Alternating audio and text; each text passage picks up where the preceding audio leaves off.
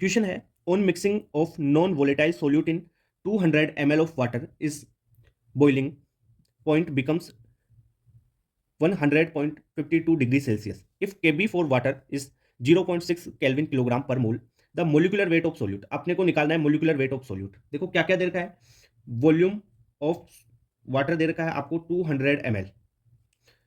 ठीक है sir, water की डेंसिटी कितनी होती है ना, 1 ग्राम पर ml होती है ना, ml में ना 1 ग्राम पर ml। तो इससे आप वाटर का वेट निकाल सकते हो। क्या वाटर का वेट कितना हो जाएगा, डेंसिटी मास क्या होता है, मास बराबर डेंसिटी इंटू वॉल्यूम। ये कर लो तो डेंसिटी इंटू वॉल्यूम कर दोगे तो 200 ग्राम आ गया। चलो मास निकाल लिया, अपन को वॉल्यूम दे रखा था उससे। एक बात, दूसरा आपको सॉल्यूशन का टेम्परेचर देखो, बॉइलिंग पॉइंट मतलब 52 degree Celsius, 100.52 degree Celsius. Solvent का कितना दे रखा है, boiling point 100 degree Celsius. Water है सोलवेंट तो ओके सर, वाटर का 100 डिग्री सेल्सियस होता है।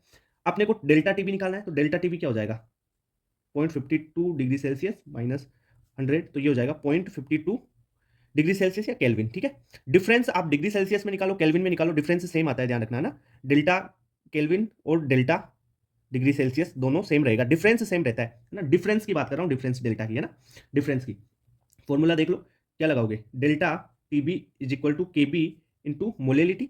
मोलेलिटी का फॉर्मूला पूरा लिख दो, इंटू के बी इंटू मोलेलिटी क्या होता है, wait of solute upon molar mass of solute into 1000 upon weight of solvent. अपने को निकालना क्या है, अपने को एमबी निकालना है। ठीक है भाई, मोलिकुलर वेट निकालना है ना सोल्यूट का, एमबी निकालना है। तो डेल्टा टीबी कितना है, 0.52 kelvin is equal to K B दे रखा है 0.6।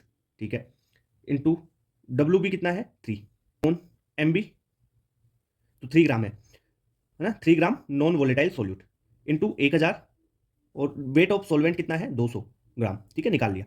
अब यहाँ से आप एम बी निकालोगे तो क्या आ जाएगा, देखो 3 है, ये 200 है, देखो ये 2 जीरो से 2 जीरो कैंसिल, 2 से ये क्या 0.3, ये 0.50 मान लो हाफ, तो ये इधर जाएगा 3 दूनी 6, 6 ही हो जाएगा 6, ये 10 इससे मल्टीप्लाई होगा 0.3 से, तो ये कितना हो जाएगा 3, 6 इंटू 3 तो ये 18, तो 18 से थोड़ा सा कम हो जाएगा क्योंकि ये 0.52 है, तो 17.5 के लगभग हो जाएगा, यानी 17.3 के लगभग आप इसका आंसर मान सकते हैं। ओके, तो ये है।